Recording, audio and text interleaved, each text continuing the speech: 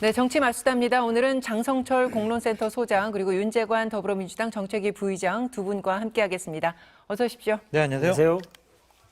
자, 윤석열 대통령이 오늘 국무회의에서 지난 주말 일본에서 열린 G7 정상회의에 대한 외교 성과를 설명했습니다. 먼저 대통령의 발언을 듣겠습니다.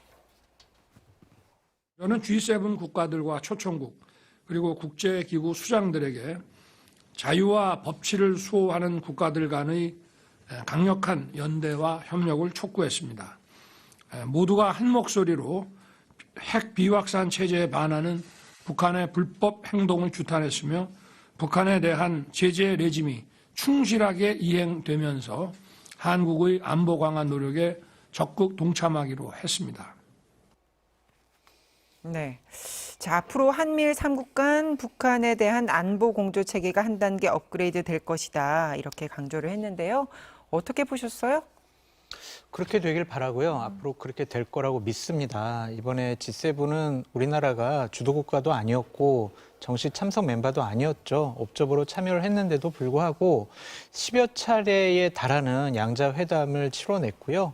한미일 정상회담 짧지만 했습니다. 그리고 일본 기시다 총리와의 한일 정상회담도 했고요.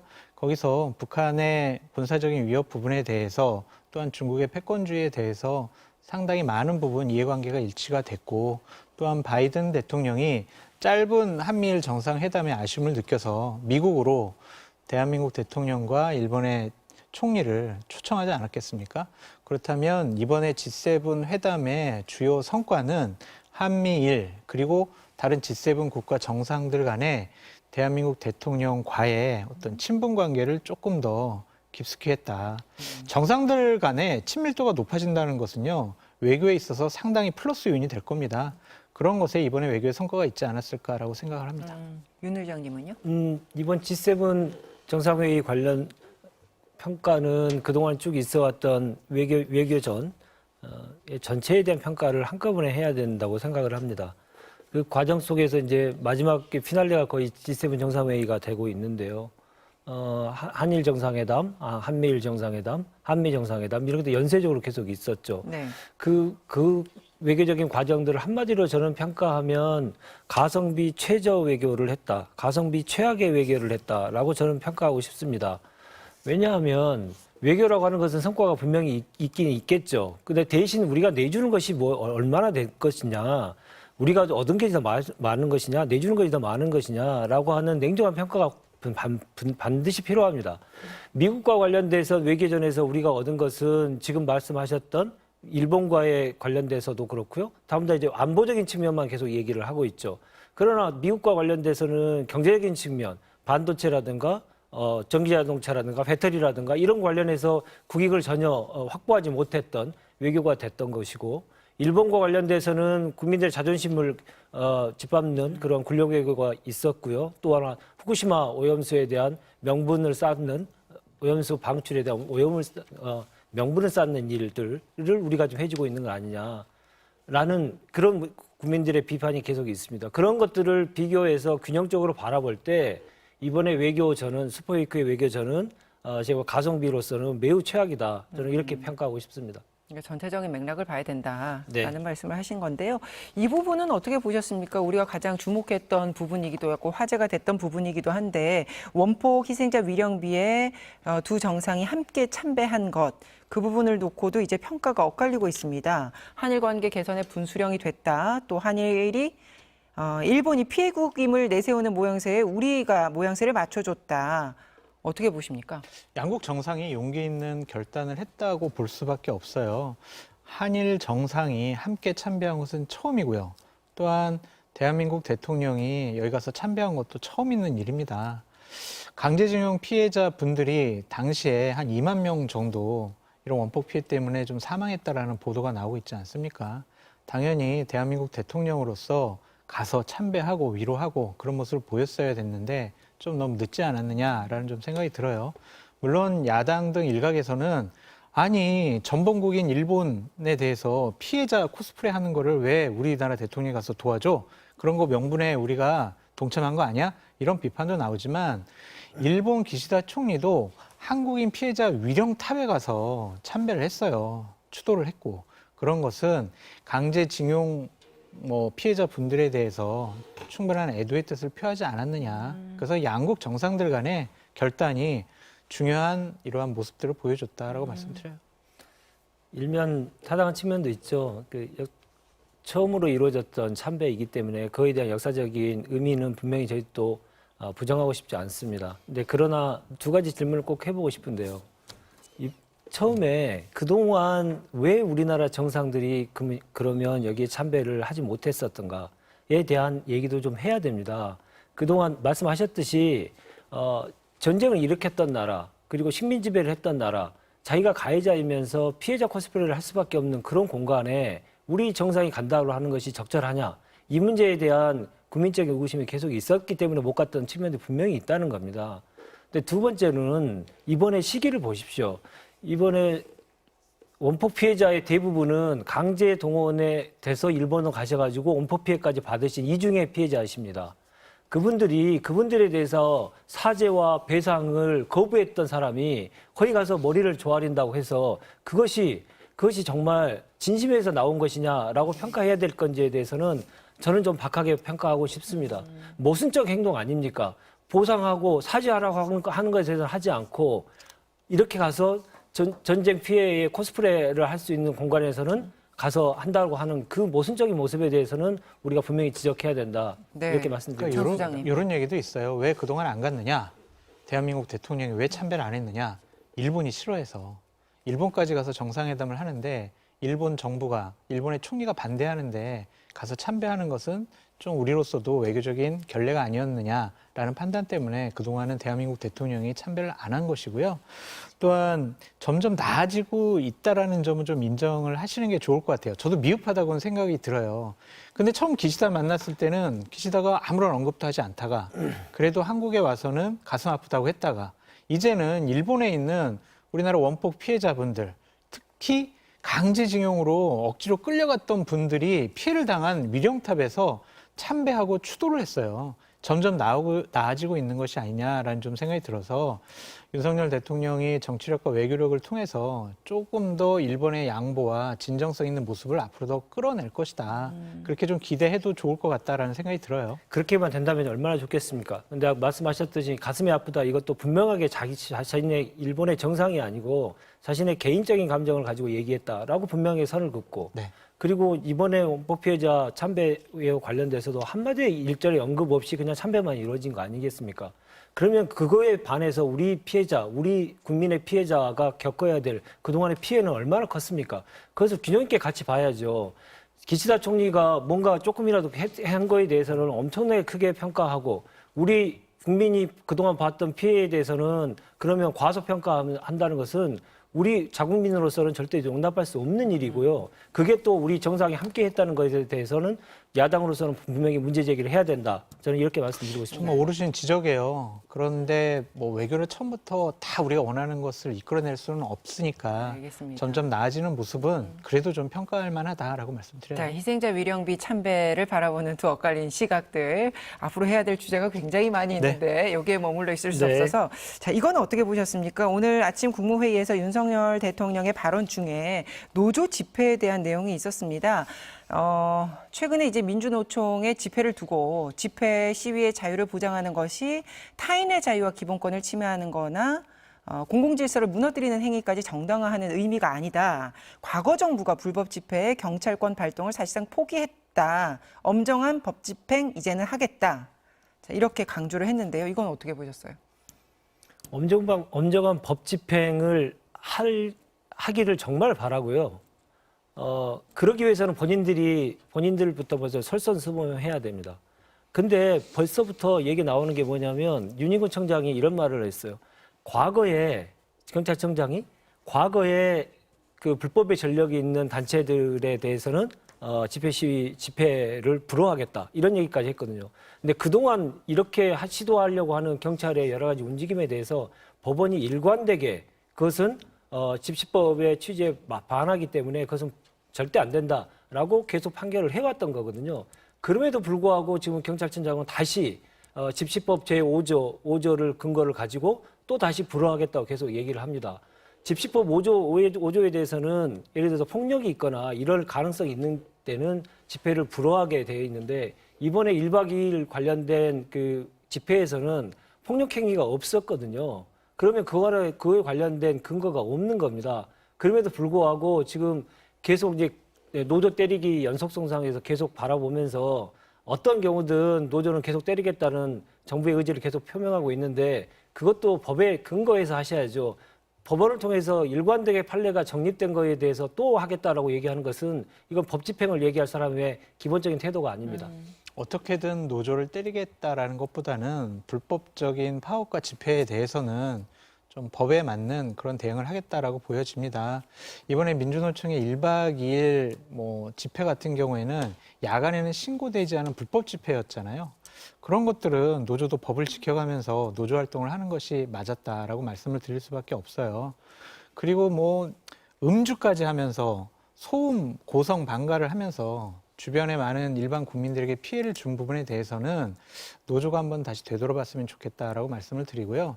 저는 집회, 시위, 결사의 자유 충분히 보장되어야 하고 노조의 노동권, 단결권도 보장되어야 하지만 그것은 합법적인 테두리 안에서 이루어져야 한다라고 말씀을 드리고 지난 정권 하에서는 약간 좀 노조에게 우호적인 모습을 보였기 때문에 노조에 대해서 엄격한 법 집행을 하던 국가 공무원들에 대해서 상당히 좀 피해를 주는 아니면은 좀 불이익을 주는 그런 모습도 좀 보였었는데 윤석열 대통령은 그러한 공식적인 법 집행에 대해서 불이익을 주지 않겠다. 엄정하게 법대로 적용해라. 이렇게 얘기를 하셨거든요. 이것은 그냥 원론적으로 옳다. 그리고 옳은 말을 하셨다라고 볼 수밖에 없고 앞으로 무조건 노조를 탄압하는 것도 잘못됐지만 우리는 약자니까 불법적인 신고하지 않은 집회를 해도 괜찮아라고 생각하는 노조들도 한번 되돌아봤으면 좋겠어요. 같은 얘기를 하시는 겁니다. 노조의 주장도 그리고 집회도 합법적인 테두리에서 해야 되는 네. 것처럼 정부의 공권력 행사도 합법적인 테두리 내에서 해야 됩니다. 그럼요. 근데 그것을 계속 벗어나는 행위인지 뻔히 알면서도 경찰청장이 직접 브리핑하면서 미리 예단해가지고 여기는 옛날에 어떤 불법을 저질렀던 단체니까 집회를 불허하겠다. 이런 걸 계속 얘기하는 것은 대단히 옳지 않은 태도인 것이죠. 네, 이 법대로라는 하는 그 대상이 공평하게 잘 적용이 돼야 된다. 말씀으로 정리를 하고요. 그 정부가 파견한 후쿠시마 원전 오염수 시찰단이 오늘부터 본격적으로 현장을 방문하고 있습니다. 근데 시찰단 가는 것 자체부터가 필요하다. 또 명분 주니까 가지 마라. 여야의 목소리가 달라졌고요. 다음 달에 IAEA가 오염수 방류 안전에 대해서 최종 검증 보고서를 발표를 할 텐데 굳이 이 시점에 왜 가냐. 이런 입장들도 있습니다.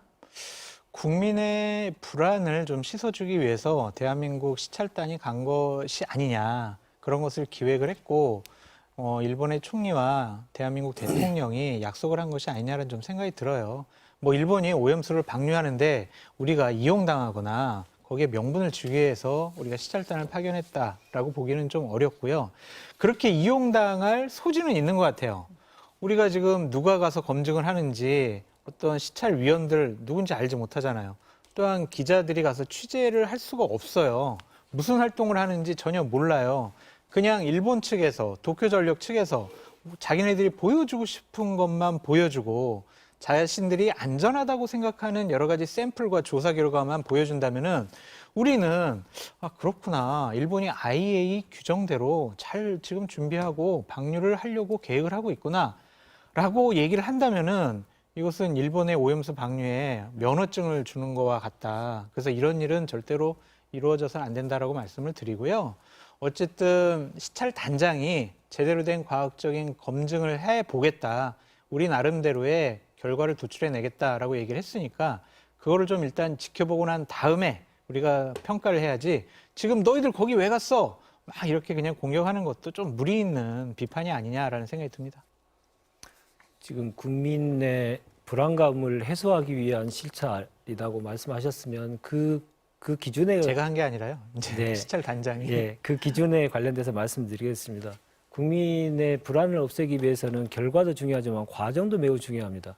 정책 결정 과정이라든가 정부가 어떤 결정을 하는 과정 속에서 계속적으로 국민적으로 소통하는 이유가 뭐겠습니까? 결과만 가지고 이렇게 결정했으니까 그렇게 알아. 이렇게 하는 것은 전제주의 국가이지 민주국가가 아니지 않습니까? 국민이 불안할 수밖에 없는 문제입니다. 우리 아이들이 사는 세상에 이 오염수가 우리 아이들의 식탁을 지배한다고 생각하면 부모들의 마음이 얼마나 지금 불안하겠습니까? 모든 국민이 다 불안합니다. 그러면 그 불안감을 씻어주기 위한 가장 좋은 방법은 투명하게 공개를 하는 겁니다. 투명하게 왜 공개를 못합니까? 간 시찰단 단원들도 다 공개를 못하고, 그리고 언론 취재도 동행 취재도 하지 못하게 하고요. 민간 전문가도 배제했지 않습니까? 그리고 추가 시료를 채취하는 것도 못하게 했습니다. 이러한 과정들을 거치고 있는데 어떻게 국민들이 그것을 나중에 평가해라 이렇게 말할 수 있습니까? 그 과정 속에 잘못됐기 때문에 결과가 아무리 정부가 그렇게 어떤 결과를 가지고 우기더라도 국민들은 그걸 믿을 수가 없는 겁니다. 그래서 지금 이 상황은 결과가 어떻게 됐든 그 결과가 자명하게 실패할 수밖에 없는 것이고 국민적인 불안감은 계속적으로 높아질 수밖에 없다. 저는 그렇게 보고요. 이러한 깜깜이 시찰했다라고 하는 역사를 만든 그 자체에 나중에도 두고두고 평가를 받을 것이다. 저는 그렇게 말씀드리고 싶습니다. 그러니까 이재명 대표도 똑같은 얘기를 했습니다. 그러니까 산무 깜깜이 시찰, 그래서 시료 채취가 없다, 명단 공개가 없다, 언론 검증이 없다, 이렇게 세 개가 없는 이 과정을 가지고 국민들한테 와서 어떤 이야기를 한들 그게 과연 국민들의 불안을 씻을 수 있을 것인가? 옳은 지적이에요. 네. 전 그건 정확한 옳은 지적이라고 말씀드리고 싶고요. 이러한 야당의 우려, 국민적인 불안감을 시찰단과 정부 관계자들은 충분히 인식을 해야 해요. 그래서 시찰단이 돌아와가지고 일본의 오염수 방류에 어떤 명분을 준다라는 식으로 이용당하는 것은 결코 해서는 안 될 일이다라고 말씀을 드리고, 우리가 제대로 조사하지 못했어요. 일본 측의 협조가 없었어요. 우리가 이런 것들 다 보자고 했지만 일본이 안 보여줬어요. 이런 것들은 낱낱이 국민들 앞에 공개적으로 투명하게 다 보고를 드려야 된다. 그래서 저는 민주당이 얘기하는 국회 보고 절차를 취하겠다라는 거 있잖아요. 그건 당연히 있어야 된다고 생각이 들어요. 국회가 그런 일을 하라고 있는 거거든요. 국민들이 불안해하잖아요. 그럼 불안해하고 의구심 있는 거 당연히 국회의원이 물어봐야죠. 정부 시찰단에게 그런 거 안 물어보면 국회의원 왜 존재하겠습니까? 그래서 국민의힘 같은 경우도 국회에서 보고 대회를 해. 그냥 우리 보고서 만들고 그냥 국회의원들한테 비공개 보고할게요. 이런 식으로 접근해서는 절대로 안 되고 투명하고 객관적으로 국회에서 공개적으로 보도가 되고, 그 시찰단들이 기자들의 질문도 받고 국회의원들의 질문도 받아서 부족하면 부족한 대로, 또한 해명한 것은 해명한 대로 낱낱이 다 국민들에게 보고 드려야 되는 절차가 필요하다. 지금 말씀하신 게, 그러니까 박광원 민주당 원내대표가 후쿠시마 오염수 시찰단이 돌아와서 국회에 출석해서 시찰 내용을 국민께 보고하도록 추진하겠다라고 밝힌 네. 그 부분을 말씀하신 것 네, 같아요. 그렇습니다. 그분들의 신분도 당연히 국회에 상시적으로 출석해야만 하는 공공기관의 직원들이십니다. 그렇기 때문에 당연히 출석해서 국민들께 보고를 드리겠죠. 근데 그 보고하는 과정 속에서 또 한 명만 나와가지고 한 명만 나와서 그 많은 숫자가 갔는데도 불구하고 다른 시각이 있을 수 있거든요. 어떤 사람은 그 문제에 대해서 심각하게 바라보는 분이 계시고, 어떤 분은 아니 그걸 잘 모르고 놓친 분도 계실 수 있습니다. 그래서 여러분들이 가셨던 분들이, 많은 분들이 나와서 국민들께 상세하게 그걸 보고할 수 있는 체계를 갖춰야 될 텐데, 지금 그거가 이루어질지, 국회가 그것을 합의할지, 그것마저도 지금 불확실한 상황이 아닌가 싶어서 대한민국의 정치가 정말 코미디 같은 모습을 계속 보여주고 있는 거 아닌가라는 걱정이 앞섭니다. 그런 일이 없기를 바라는 마음에서 말씀드렸습니다. 아직은 그런 일이 벌어지지 않았으니까요. 그 우려였으면 좋겠다는 생각이 들고, 저도 동감입니다. 국민의힘 집권여당 의원들이 해야 될 것은요, 국민을 보호해야 돼요. 이 시찰단 위원들을 보호해서는 안 돼요. 네, 그래서 국민들이 알겠습니다. 궁금한 거 물어볼 수 있도록 협조해라라고 네. 말씀드립니다. 알겠습니다. 다른 주제 넘어가겠습니다. 인사혁신처가 2020년에 TV조선 재승인 심사 의혹으로 기소된 한상혁 위원장의 면직 여부를 가리기 위한 청문 절차를 오늘 오전에 들어갔는데요. 먼저 한 위원장 변호인의 인터뷰부터 보고 가시겠습니다. 헌법적으로 또 무죄 추정의 원칙에 적용을 받고 있기 때문에 그 공수제기 사실을 이유로 국가공무원법 위반이라고 하는 것은 무리가 있다. 이걸 자칫하면 면직 처분이 헌법 위반의 소지가 있을 수 있다. 네. 한 위원장은 오늘 청문회는 참석하지 않았고요. 대신 변호사가 가서 이제 이런 이야기를 했는데, 한상혁 위원장 임기가 7월 말 그러니까 2달이 남았습니다. 굳이 근데 이 시점에 무리하게 면직을 추진한다? 아니다. 진작 물러났어야 되는 건데 이 시점까지 온 거다. 이렇게 목소리들이 있습니다. 어떻게 보세요? 저는 이 부분에 대해서는 좀 양쪽을 다 비판하고 싶어요. 정권 교체가 됐는데 방통위원장이라는 자리 전임 정권에서 임명했었잖아요. 그러면 그냥 물러나는 게 맞지 않을까 그런 생각도 들고 또 굳이 본인이 물러나지 않겠다고 하는데 억지로 저렇게 물러나라고 압박을 가하는 듯한 모습도 옳지 않은 것 같다라고 말씀을 드립니다. 한상혁 방통위원장이 국가공무원법을 위반했는지 아니면 방통위 설치법을 위반했는지 그것은 좀 법리적으로 따져봐야 될 것 같아요. 지금 정부 쪽에서는 국가공무원법을 위반을 했으니까 면직 처리할 수 있어라는 거지만 한상혁 방통위원장 측에서는 아니야, 이거는 방통위 설치법에 의해서 금고 이상의 형이 확정돼야 면직할 수 있어라고 주장하는 거 아니겠어요? 이 부분에 대한 법리 다툼이 좀 필요해 보인다라고 말씀을 드리는데 저는 여야가 맨날 이거 가지고 싸워요. 정권 교체가 되면은 물러나라, 물러나면 안 된다 이런 식으로 계속 싸우거든요. 그래서 제발 여야가 머리 맞대고 그 공공기관장 같은 경우에는 대통령 임기와 함께하는 그런 법안을 하루속히 좀 처리하셔라. 그래야 다음번에 정권 교체가 되든 안 되든 이러한 논란이 없을 거다라고 말씀을 드립니다. 네, 그 점에서 저도 동의합니다. 근데 법을 가지고 계속 얘기를 하고 이 정부는 법 얘기를 입에 달고 살지 않습니까? 그러면 법대로 해야죠. 3년 임기를 보장한 이유가 있습니다. 방송이라고 하는 것은 독립성이 매우 중요하고 그 정책도 역시 정권과 상관없이 계속적으로 영속적으로 이루어지도록 하는 것이 옳다라고 하는 사회적인 합의에 의해서 3년의 임기를 보장해 준 겁니다. 특히나 방통위는 그냥 덕임제 그냥 일반 행정부처가 아니지 않습니까? 여야가 추천해서 국회가 임명하는 분도 함께 있는 합의제 행정기구 아닙니까? 그런 기구마저도 정부가 바뀌었으니 법에 3년으로 규정되어 있음에도 불구하고 너는 물러나라. 이렇게 하는 게 옳은 일입니까? 만약에 제가 말씀하셨던 정권의 그 기관과 공공기관장을 함께 하더라도 이런 언론과 관련돼 있는 독립성이 매우 중요한 자유적인 면이 확실히 보장돼야 되는 이런 곳에서는 그게 적용돼서는 저는 안 된다고 생각합니다. 임기를 확실하게 보장을 해야죠.